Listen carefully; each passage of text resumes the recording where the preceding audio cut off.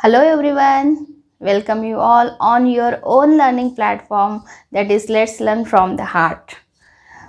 As we finished our chapter number 4, materials, metal and non-metal, its explanation, now it's turn to do its book exercise. And today we are going to do the same thing, that we are completing our book exercise of chapter 4, materials, metal and non-metals. This is the chapter number 4 of class 8 science. So without wasting so much time, let's start today's question and answer of chapter 4 class 8 science.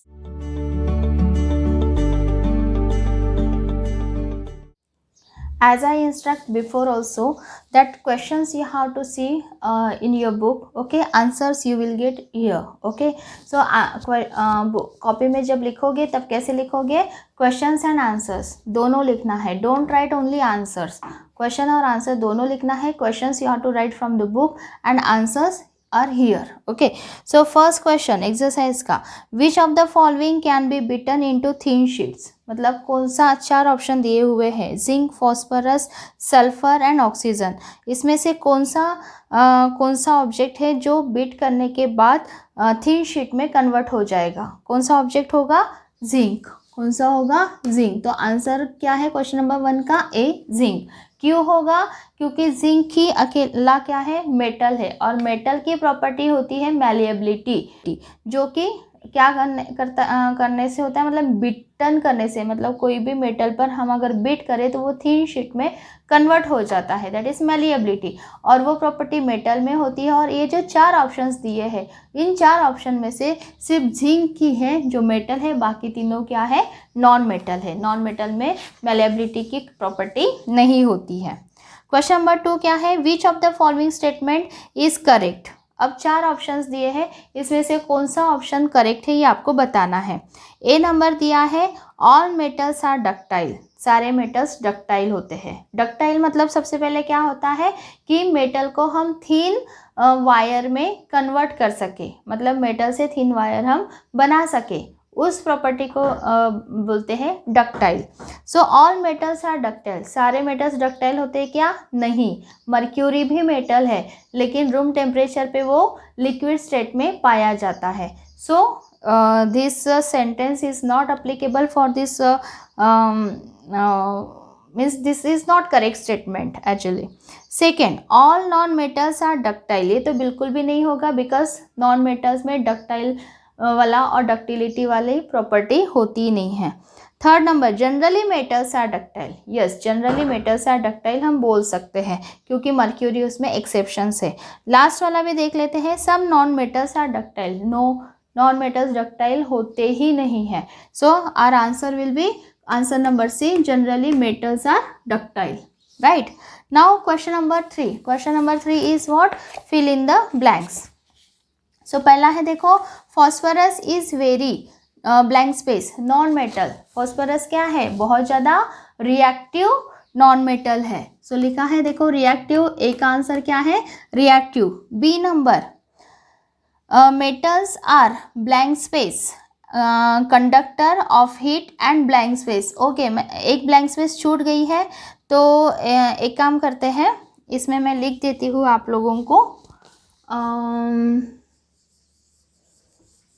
B में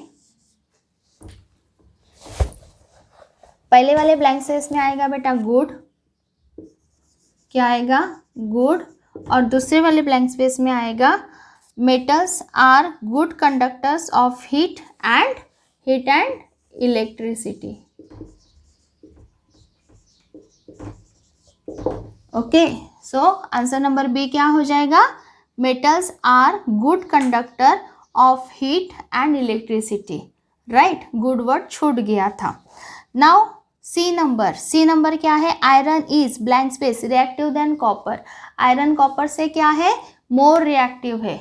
iron copper से क्या है, more reactive है. इसलिए जब हम displacement reaction पढ़े तब हमने पढ़ा कि आयरन कॉपर सल्फेट के सॉल्यूशन में से कॉपर को अलग कर पाता है, बट आयरन सल्फेट के सॉल्यूशन में से कॉपर उसको अलग नहीं कर सकता, because iron is more reactive, answer क्या होगा more. Now D number, metals react with acid to produce, metal जब भी एसिड के साथ रिएक्ट होते हैं क्या प्रोड्यूस करते हैं, हाइड्रोजन गैस, क्या प्रोड्यूस करते हैं, हाइड्रोजन गैस, और एक टाइप का साउंड भी प्रोड्यूस करते हैं and that sound is called pop sound. Okay, now question number 4, general true and false है। Generally non metals react with acid, क्या बोला है कि जनरली जो नॉन मेटल्स होते हैं ये एसिड के साथ रिएक्ट करते हैं, नो, नॉन मेटल्स एसिड के साथ रिएक्ट नहीं करते हैं, सो आंसर क्या होगा, false. B number, sodium is very reactive metal, yes ये हमने पढ़ा कि सोडियम क्या है, बहुत ज़्यादा रिएक्टिव भी है, और दूसरी चीज़ क्या है कि वो इतना सॉफ्ट होता है मेटल होते हुए भी कि उसको हम नाइफ से कट कर सकते हैं, सो आंसर क्या हो जाएगा, true. C number, copper displaces zinc from zinc sulphate solution, ऐसे हुआ है कि डिस्प्लेसमेंट रिएक्शन में हमने पढ़ा है जिंक को डिस्प्लेस कर सकता है क्या कॉपर, नहीं, कॉपर ये लेस रिएक्टिव है, जिंक के मोर रिएक्टिव है, राइट। तो हमेशा ज़्यादा रिएक्टिव वाला, मोर रिएक्टिव वाला, लेस रिएक्टिव वाले एलिमेंट को या कंपाउंड को मतलब उसको हटा के अपनी जगह बना सकता है। तो ये स्टेटमेंट क्या हो जाएगा, फॉल्स, क्योंकि कॉपर जिंक को डिस्प्लेस नहीं कर सकता है जिंक सल्फेट सॉल्यूशन में से। Now D number, coal can be drawn into wire, coal को हम वायर में कन्वर्ट कर सकते हैं क्या, नो, कोल क्या है, नॉन मेटल है, उसको वायर में कन्वर्ट नहीं कर सकते, तो आंसर क्या हो जाएगा, फॉल्स, आंसर क्या हो जाएगा, false. Now question number 5, question number 5 में देखो बेटा, यहाँ पे दिया है some properties are listed in the following table, नीचे टेबल में कुछ प्रॉपर्टी लिस्टेड की गई है, यह है बेटा प्रॉपर्टी वाला कॉलम, ठीक है, जगह नहीं थी यहाँ पर मैंने लिखा नहीं, लेकिन ये है प्रॉपर्टी वाला column, I hope you will understand this. Distinguish between metals and non metals on the basis of property, याद रखना पहले में जो लिखा है ये सारा मेटल का लिखा है, मेटल्स का, और दूसरे इसमें जो लिखा है ये नॉन मेटल्स का लिखा है, जो डैश डैश दी है ना, डैश पहली डैश के बाद मेटल का, दूसरी डैश के बाद नॉन मेटल का, राइट। अगर आप कहो तो मैं लिख ही देती हूँ, नहीं तो कंफ्यूज हो जाओगे। यहाँ पे ये सारी प्रॉपर्टी किसकी है, मेटल्स की है, और ये वाली सारी प्रॉपर्टी है नॉन मेटल्स की, ओके, इधर की प्रॉपर्टी है नॉन मेटल्स की, इधर की प्रॉपर्टी है सारी मेटल की। तो मेटल में सबसे पहले क्या दिया हुआ है, अपीयरेंस, अपीयरेंस कैसे होता है मेटल का, lustrous means shiny, lustrous means what, क्या होता है, शाइनी, सो अपीयरेंस होता है लश्चरस। नॉन मेटल का डल, ओके, नॉन मेटल का डल। नेक्स्ट दिया है हार्डनेस, हार्डनेस मेटल में हार्डनेस, हार्ड होता है मेटल, यस, मर्क्यूरी एक्सेप्शनल है, और नॉन मेटल क्या होते हैं, सॉफ्ट होते, मर्क्यूरी और इवन सोडियम भी मेटल है, सोडियम भी अभी बताया मैंने, लेकिन वो हार्ड नहीं होता है, उसको इजीली हम कट कर सकते हैं। तो मेटल हार्ड होते हैं, नॉन मेटल जनरली सॉफ्ट होते हैं, और मेटल जनरली हार्ड होते हैं। नेक्स्ट प्रॉपर्टी दी है बेटा मेलिएबिलिटी, मेलिएबिलिटी मतलब converting metal into thin sheet, so yes metal क्या होते हैं, मेलिएबल होते हैं, and non metal non malleable होते हैं, सो नॉन मेटल एक्चुअली उसमें ये प्रॉपर्टी होती ही नहीं है, तो नॉट मेलिएबल बोलेंगे। नेक्स्ट दिया है डक्टिलिटी, डक्टिलिटी बताया मैंने, मेटल को थिन वायर में कन्वर्ट करना, सो थिन वायर निकालना मेटल में से, सो मेटल्स क्या है, डक्टाइल है, थिन वायर निकाल सकते हैं हम, कॉपर वगैरह है ना, कॉपर के वायर होते हैं हमारे घर में, सो ये क्या हो जाएगा, metal ductile, non metal non ductile, right. Next है हीट कंडक्शन, अब हीट कंडक्शन की कैपेसिटी कैसे होती है, मेटल में गुड कंडक्टर, ओके, मेटल्स हमेशा हीट के क्या होते हैं, good conductor, and non metals के बैड कंडक्टर, और नॉन मेटल में वो होते हैं बैड कंडक्टर, वो हीट को कंडक्ट नहीं कर सकते। Same property with conduction of electricity, metals are good conductor of electricity, non-metals are bad conductor of electricity. So these are up to question number 5, फटाफट note down करो इसको, okay. After this I am writing question number 6. Question number 6, give reason for the following. Question number 6 क्या है, give reason for the following. So A number दिया, ऐसे A B C D 4 दिए हैं, अभी फिलहाल मैंने सी तक के लिखे हैं, फिर डी वगैरह लिखूंगी। क्वेश्चन नंबर ए क्या है, क्वेश्चन नंबर 6 का, aluminium foils are use to wrap food items. Aluminium foil को यूज़ करते हैं फूड आइटम्स को व्रैप करने के लिए, what is the reason behind it. So reason क्या है, देखो aluminium foils are use to wrap food item, ठीक है, मतलब एल्यूमिनियम फॉइल को हम फूड आइटम्स को व्रैप करने के लिए यूज़ करते हैं because aluminium is highly malleable. Aluminium क्या होता है, हाईली मैलिएबल होता है। मैलिएबल मतलब जिसको हम थिन शीट में कन्वर्ट कर सके, और उससे भी ज़्यादा इम्पोर्टेंट चीज़ क्या है, more over it does not react with food. और इम्पॉर्टेंट चीज़ क्या है कि एल्यूमिनियम किसके साथ रिएक्ट नहीं करता है, फूड के साथ रिएक्ट नहीं करता है। सो आंसर क्या होगा, ये तो क्वेश्चन में से ही आपका, aluminium foils are use to wrap food items because क्या है, एल्यूमिनियम इज़ हाईली मैलिएबल, क्योंकि उसको हम थिन शीट में कन्वर्ट कर सकते हैं, और मोर ओवर मतलब उससे भी ज़्यादा क्या है, it does not react with food. ये हो गया answer number A. Now B, immersion rods for heating liquids are made up of metallic substance. जो इमर्शन रॉड होते हैं, पानी जिससे गर्म करते हैं, हीटर बोलते हैं उसको मेटेलिक सब्सटेंस से ही बनाते हैं। ऐसा क्यों, what is the reason. Reason क्या है कि metals are good conductor of heat and electricity. ये हम प्रॉपर्टीज़ में पढ़े हैं, right, physical properties of metal में पढ़े हैं कि metals are good conductor of heat and electricity, और यही रीज़न है therefore immersion rods are heating liquids are made of metallic substance. मतलब मेटेलिक सब्सटेंस से बनाए जाते हैं हीटिंग लिक्विड को हीट करने के लिए, because that are good conductor of heat and electricity. Now C number क्या है, copper can not displace zinc from its salt solution. Copper zinc को डिस्प्लेस नहीं कर सकता है उसके जिंक सॉल्यूशन में से, ओके। तो हमने डिस्प्लेसमेंट रिएक्शन में ये चीज़ पढ़ी है कि जो हायर रिएक्टिव होता है एलिमेंट, वही क्या करता है, लोअर रिएक्टिव एलिमेंट को डिस्प्लेस करता है। Higher reactive metal lower reactive metal को डिस्प्लेस करेगा।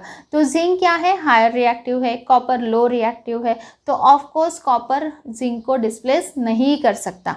तो रीज़न देखो कैसे लिखना हमें, because zinc is more reactive than copper. क्यों, क्योंकि जिंक क्या है, ये मोर रिएक्टिव है कॉपर से, and only higher reactive metal can displace a lower reactive metal from its salt solution, जो कि मैंने एक्सप्लेन किया है।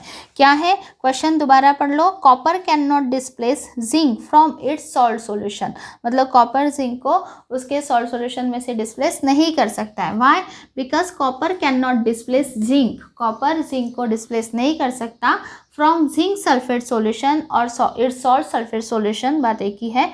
बिकॉज क्यों, क्योंकि zinc is more reactive than copper, क्योंकि जिंक क्या है, कॉपर से ज़्यादा रिएक्टिव है, and only higher reactive metal, जो हायर रिएक्टिव मेटल होते हैं that can only displace a lower reactive metal from its salt solution. जो लोअर रिएक्टिव मेटल को उसके सॉल्ट सॉल्यूशन में से क्या कर सकते हैं, डिस्प्लेस कर सकते हैं। I hope you understand it. So these are question number 6 A, B, C. Now let's do question number 6 D. तो यहाँ तक के या क्या करोगे, वीडियो को पॉज करो और नोट डाउन करो। नाउ क्वेश्चन नंबर 6 D क्या है, sodium and potassium are stored in kerosene. Sodium और पोटेशियम को केरोसिन में क्यों स्टोर करते हैं, आर स्टोर इन केरोसिन।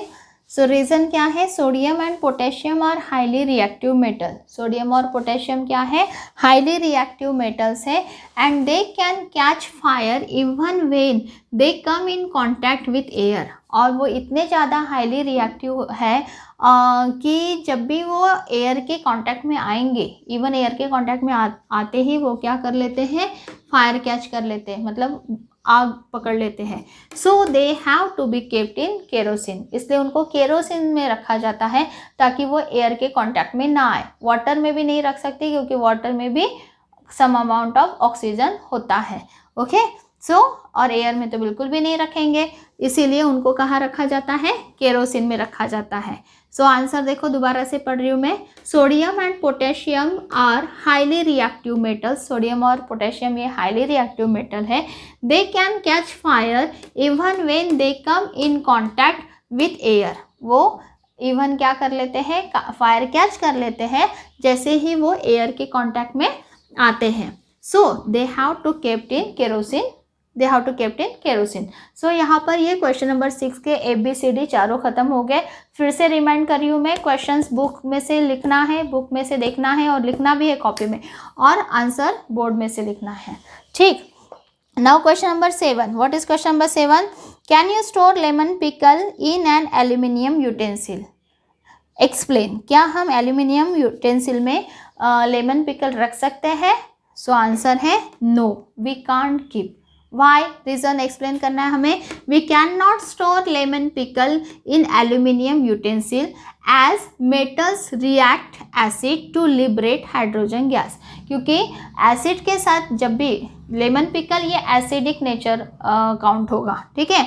और एल्यूमिनियम मेटल है, जब भी मेटल का एसिड के साथ रिएक्शन होता है तो मैंने बताया था क्या फॉर्म होता है, हाइड्रोजन गैस। तो वही देखो, aluminium utensil, okay, as metals react acid, जब भी मेटल एसिड के साथ रिएक्ट होते हैं टू लिबरेट हाइड्रोजन गैस, ये क्या करते हैं, लिबरेट मतलब प्रोड्यूस करते हैं, फ्री करते हैं, हाइड्रोजन गैस छोड़ते हैं। The pickle can be spoiled, और जिस वजह से पिकल क्या हो सकता है, स्पॉइल हो सकता है, खराब हो सकता है, ओके। दैट्स वाई कभी भी पिकल को एल्यूमिनियम के यूटेंसिल में या मेटल के बने हुए यूटेंसिल्स में नहीं रखते हैं। Now question number 8, question number 8 में है मैच द कॉलम। अब मैंने यहाँ पे कॉलम ए लिखा है, कॉलम 1 और कॉलम 2 के डायरेक्ट आंसर लिखे बेटा, ठीक है। ये क्वेश्चन है कॉलम 1 में और ये उनके डायरेक्ट आंसर है। सो पहला है गोल्ड। गोल्ड किसके साथ मैच होगा? गोल्ड से क्या बनता है, ज्वेलरी, ओके। अच्छा, क्वेश्चन में दिया है आपको, देखो, match the substance given in column A with their uses given in column B. मतलब यहाँ पे कॉलम ए में सारे मेटल्स के नाम दिए हुए हैं और उनका क्या यूज़ है ये आपको लिखना है। सो गोल्ड का यूज़ क्या दिया है कॉलम बी में, कॉलम 2 में, दैट इज़ ज्वेलरी। आयरन से मशीनरीज बनती है, बड़ी बड़ी मशीनरीज बनती है आयरन से। एल्यूमिनियम का यूज़ हमें पता है फूड को रैप करने के लिए, क्योंकि ये क्या होता है, मेलेबल होता है, हाईली मेलेबल होता है। सो रैपिंग फूड। और दूसरी चीज़, ये फूड के साथ रिएक्ट नहीं करता है, ठीक है। एल्यूमिनियम फूड के साथ रिएक्ट नहीं करता है, मेटल ही है। देखो यहाँ पे हमने पढ़ा था कि एल्यूमिनियम यूटेंसिल में हम पिकल को नहीं रख सकते हैं, लेकिन यहाँ पर वही खाने की चीज़ है, लेमन पिकल भी खाने की चीज़ है। बट यहाँ पे जो मना किया गया है कि नो, हम एल्यूमिनियम के यूटेंसिल में लेमन पिकल को नहीं रख सकते, क्योंकि लेमन क्या है, एसिडिक नेचर का होता है। लेमन का नेचर क्या है, एसिडिक नेचर है, और रैपिंग फूड के लिए यूज़ होता है। और हमने एक पहले क्वेश्चन में पढ़ा था कि फूड रैपिंग के लिए एल्यूमिनियम फॉइल का यूज़ होता है। तो क्यों, उसमें एक रीज़न भी लिखा था, more over it doesn't react with food के साथ वो रिएक्ट नहीं करता। लेकिन हर फूड के साथ नहीं, एसिडिक अगर फूड है तो उसके साथ रिएक्ट करेगा, और नॉर्मल जो हमारी सब्जी रोटी वगैरह होती है उसके साथ एल्यूमिनियम रिएक्ट नहीं करेगा, ओके। सो एल्यूमिनियम का यूज़ क्या है, रैपिंग फूड। दूसरा कार्बन क्या है, फ्यूल की तरह यूज़ होता है, ओके। कार्बन किसकी तरह यूज़ होता है, फ्यूल की तरह। नेक्स्ट कॉपर हम सबके घर में इलेक्ट्रिक के वायर है ना, वायरिंग है, तो उस वायरिंग में किसका यूज़ है, कॉपर वायर का यूज़ है। कॉपर डक्टाइल मेटल है ये, ठीक है, डक्टिलिटी शो करता है। मर्क्यूरी थर्मामीटर में यूज़ होती है, लिक्विड फॉर्म में होती है, भले ही वो मेटल है बट लिक्विड फॉर्म में होती है एट रूम टेम्परेचर, और वो कहाँ पर यूज़ होता है, थर्मामीटर में। सो ये हो गया कॉलम 1, कॉलम 2। कॉलम 1 में दिए हैं मेटल, कॉलम 2 में दिए हैं उनके यूजेस। सो नोट डाउन करो फटाफट इसका। 9, व्हाट हैपेंड व्हेन, क्या होगा, वेन क्या बोला है, A number, dilute sulphuric acid is poured on a copper plate के ऊपर डाइल्यूट सल्फ्यूरिक एसिड अगर डालते हैं तो क्या होगा, कुछ भी नहीं होगा। No reaction will takes place because copper is very less reactive, कोई भी रिएक्शन नहीं होगा। डाइल्यूट सल्फ्यूरिक एसिड का कॉपर प्लेट पर पोर करने के बाद मतलब कॉपर के साथ कुछ भी रिएक्शन नहीं होगा। एक रीज़न तो ये है कि कॉपर क्या है, बहुत ज़्यादा लेस रिएक्टिव है, ओके। और दूसरा रीज़न ये भी है कि डाइल्यूट सल्फ्यूरिक एसिड के साथ कॉपर रिएक्ट नहीं होगा, ओके, क्योंकि वो डाइल्यूट है। वही अगर कॉन्सेंट्रेटेड सल्फ्यूरिक एसिड होता तो फिर कुछ रिएक्शन होती, बट हमें यहाँ पर डाइल्यूट के बारे में पूछा है तो डाइल्यूट के साथ कोई भी रिएक्शन नहीं होगी। बी नंबर क्या है, what happened when iron nails are placed in copper sulphate solution. जब आयरन नेल को कॉपर सल्फेट के सॉल्यूशन में डालेंगे तो क्या होगा। जैसे कि हमें पता है आयरन क्या है, कॉपर से ज़्यादा रिएक्टिव है, तो ऑफ कोर्स क्या होगा, आयरन कॉपर सल्फेट के सॉल्यूशन में से कॉपर को हटा देगा और आयरन सल्फेट फॉर्म हो जाएगा। ये हम डिस्प्लेसमेंट रिएक्शन में पढ़े हैं। तो देखो कैसे लिखना है आपको ये answer, iron is more reactive than copper. Iron क्या है, कॉपर से मोर रिएक्टिव है। So iron will displace copper from copper sulphate solution. Iron क्या करेगा, कॉपर को उसके कॉपर सल्फेट सॉल्यूशन में से डिस्प्लेस कर देगा, मतलब हटा देगा। In this reaction the blue colour of copper sulphate fades. जो ब्लू कलर का कॉपर सल्फेट सॉल्यूशन होता है वो फेड हो जाएगा। ओके, सो इसके रिएक्शन देखो, वर्ड में लिखने के लिए बोला है, right word equation for the reaction involve. Okay, जो भी रिएक्शन इन्वॉल्व हो रही है उसका वर्ड इक्वेशन लिखना है। तो मैंने इसमें भी लिखा है, वर्ड में भी लिखा है और इक्वेशन के फॉर्म में भी लिखा है। सो आयरन के लिए हम Fe लिखते हैं। Fe means iron plus CuSO4। CuSO4 मतलब कॉपर सल्फेट। जब भी आयरन और कॉपर सल्फेट रिएक्ट होता है, हमने पहले भी पढ़ा है, ये आयरन क्या कर लेता है, इस कॉपर को अपनी जगह से हटा लेता है और आयरन रिएक्ट करता है सल्फेट के साथ और क्या फॉर्म होता है, आयरन सल्फेट। क्या फॉर्म हो जाएगा, आयरन सल्फेट, और ये कॉपर अलग थलग पड़ जाएगा। तो ये हो गया आयरन सल्फेट सॉल्यूशन। FeSO4 मतलब iron sulphate and copper, Cu मतलब कॉपर। ओके, सो ये हो गई डिस्प्लेसमेंट रिएक्शन और आंसर नंबर 9B हो गया। अभी करेंगे आंसर नंबर 10। आप नोट डाउन करो इसको। क्वेश्चन नंबर 10 क्या कह रहा है, Saloni took a piece of burning charcoal and collected the gas evolved in test tube. Saloni ने क्या किया, एक चारकोल का पीस लिया, ओके, बर्निंग चारकोल का पीस लिया और उसको कलेक्ट किया, ओके। कलेक्ट किया गैस जो उसमें से इवॉल्व हो रही है, वो भी कहाँ, इन अ टेस्ट ट्यूब। अब पूछा है A, what will she find the nature of gas. उस गैस का नेचर जो टेस्ट ट्यूब में उसने कलेक्ट की है, टेस्ट ट्यूब में उसने जो गैस कलेक्ट की है बर्निंग चारकोल की, उस गैस का nature how will she find, कैसे फाइंड कर सकते, देखो, on adding a few drop of water in test tube containing gas. जिस टेस्ट ट्यूब में गैस रहेगी उस टेस्ट ट्यूब में थोड़ा सा ड्रॉप ऑफ वाटर डाल के, सपोज करो ये टेस्ट ट्यूब है, ठीक है, इस तरह से टेस्ट ट्यूब होती है, राइट। इस टेस्ट ट्यूब में है गैस, क्या है, इसमें क्या है, गैस है।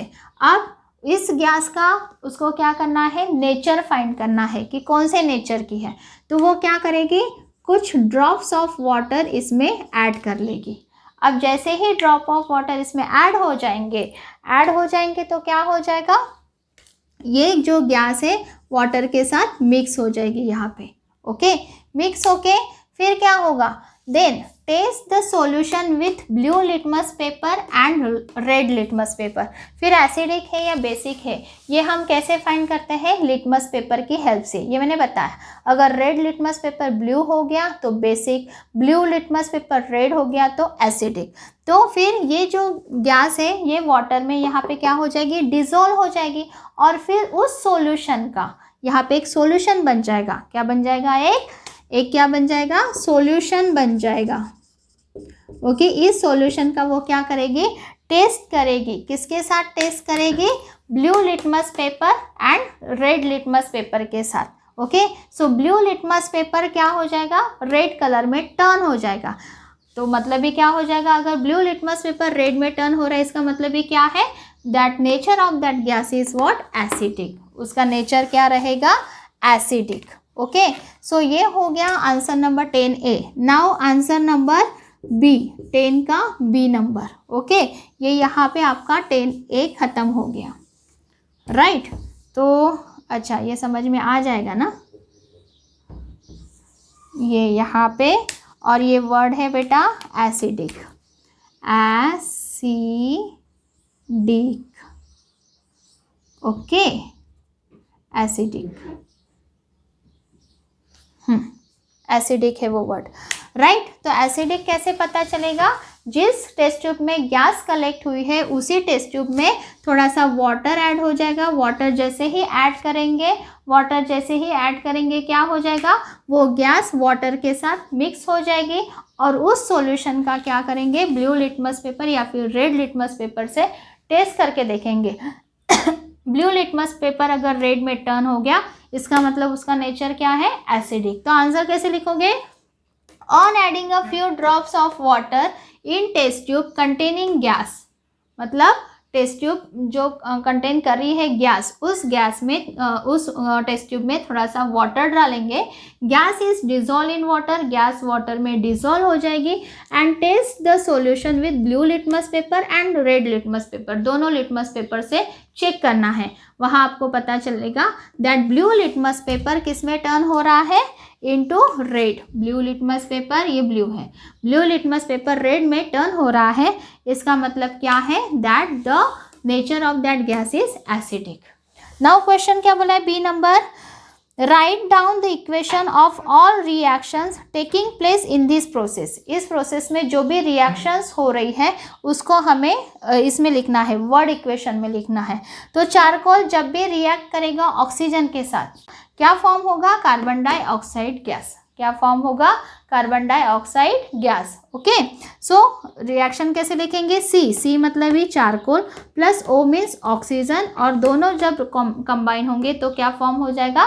Carbon dioxide. तो सी मतलब चारकोल प्लस O2 मतलब ऑक्सीजन, और दोनों कंबाइन होके क्या फॉर्म हो जाएगा? Carbon dioxide. तो this is question number 10A and 10B. Now last question is remaining of this chapter, that also we do just now. This is our last question, question number 11. क्या है question? देखो अपने book में। One day Rita went to a jewellers shop with her mom. एक दिन क्या हुई? Rita jeweller के शॉप में गई अपने ममा के साथ। Her mother gave an old gold jewellery to the goldsmith to polish. मतलब गोल्ड स्मिथ को उसने क्या किया? उसकी मम्मा ने ओल्ड ज्वेलरी पॉलिश करने के लिए दे दी। Next day when they bought the jewellery back they found that there was a slight loss in its weight. और दूसरे दिन जाके जब उन्होंने वो ज्वेलरी पॉलिश वाली वापस लेके आए, तब उनको पता चला कि उनकी ज्वेलरी का जो कुछ वेट था वो थोड़ा सा लॉस हो गया है। Can you suggest a reason for the loss of weight? तो पूछा है कि क्या आप रीज़न कोई सजेस्ट कर सकते हो कि क्यों वो वेट लॉस हुआ होगा, उस गोल्ड का वेट क्यों लॉस हुआ होगा जब उसके ऊपर पॉलिश चढ़ा है? तो देखो क्या रीज़न है उसका। To polish a gold ornament it is dipped in an acid. क्या किया जाता है? जब भी गोल्ड को पॉलिश किया जाता है तो पॉलिश करने के लिए उसको क्या किया जाता है? एसिड में डाला जाता है, एसिड में डिप किया जाता है। The outer layer of gold dissolves in the acid and the inner shiny layer is visible. तो जो गोल्ड के ऊपर जो डल एक लेयर फॉर्म हो जाती है बार बार उसको यूज़ करने के बाद, तो वो डल लेयर क्या हो जाती है? एसिड में डिज़ोल्व हो जाती है, और उसके अंदर की जो शाइनी गोल्ड का तो एक्चुअली क्या होता है? शाइनी अपीयरेंस होता है। तो वो शाइनी अपीयरेंस क्या होता है? इनर लेयर का विजिबल हो जाता है, so because of loss of upper layer of the jewellery its weight is reduce. और इसीलिए जो अपर लेयर जो है डल वाली, जिस पर डस्ट बैठ गया, गंदगी बैठ गई गोल्ड के ऊपर, वो वाली लॉस हो गई। ओके, तो अपर लेयर जो थी गोल्ड की वो भी क्या हो जाएगी? एसिड में लॉस हो जाएगी। तो एसिड में जैसे ही लॉस हो जाएगा वैसे ही उस गोल्ड वाली ज्वेलरी का वेट भी क्या हो जाएगा? रिड्यूस हो जाएगा। ओके, तो क्वेश्चन क्या था? When they give their jewellery, gold jewellery to the goldsmith for the for what? For the polish, they find the loss in color, loss in the weight of the gold. Gold में क्या हुआ है? Weight loss हुआ है. सो reason क्या है? That to polish gold ornament it dipped in an acid, acid में dip की जाती है. And the outer layer of the gold, gold के ऊपर की जो आउटर लेयर होती है दैट डिजोल्व इन एसिड, वो एसिड में डिजोल्व हो जाती है. And the inner shiny layer is visible, अंदर की शाइनी लेयर क्या हो जाती है? विजिबल हो जाती है. Because of loss of upper layer, upper layer का लॉस होने की वजह से उस ज्वेलरी का इट्स वेट इज रिड्यूस, उस ज्वेलरी का वेट क्या हो जाएगा? रिड्यूस हो जाएगा. यहाँ पे सारे क्वेश्चन आंसर बुक एक्सरसाइज के हो गए. Again I am reminding, questions आपको क्या करने हैं? बुक में से देख के लिखने हैं, आंसर्स यहाँ से लिख के देखने हैं. I hope you understand this all question and answer. Okay, so if you understand these all question and answer, if you understand the whole content of this video, please share this video among your friends, and don't forget to press on like button and subscribe this channel. Of course, press on bell icon also, so that you can get notification of our next video. So thank you so much for watching up to the end of this video. Thank you.